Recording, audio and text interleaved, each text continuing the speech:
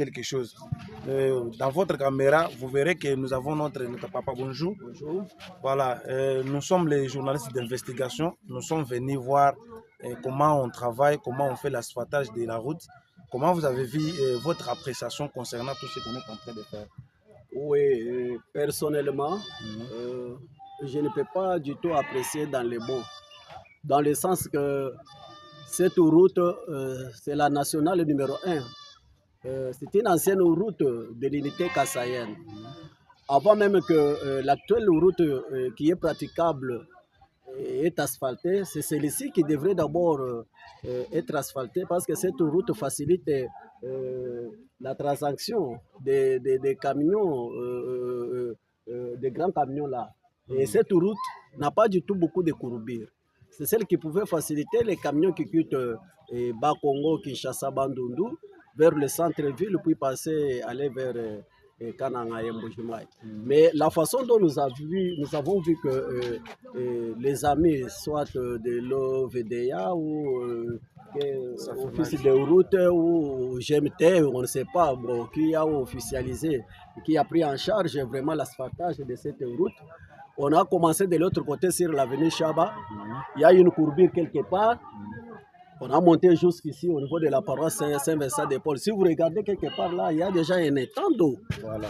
Donc la population est en train de souffrir. Les caméras là-bas. La population est en train de souffrir parce que c'est déjà devenu un lit de moustiques. Voilà. Toute la population qui vit cette contrée. Voilà, vous avez compris que de l'autre côté, tout le monde a déjà notre frère à l'Oba qui par rapport à que place soit les moustiques, le même parole avec les notables du Saint-Vincent-de-Paul. Papa, effectivement, il y a beaucoup de moustiques qui sont en train de déranger cette contrée.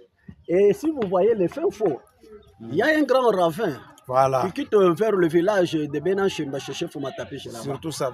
On a laissé ça pourquoi? Un ancien ravin. On ne pouvait pas courber la route vers l'avenue Chaba. On devrait asphalter jusqu'à remblayer le grand ravin qui est de l'autre côté. Parce que ce ravin-là, si une fois le ravin n'est pas emblayé, tout ce qu'on est en train de faire, même asphalter l'avenue Chaba, ça sera en vain. Parce que le ravin va progresser.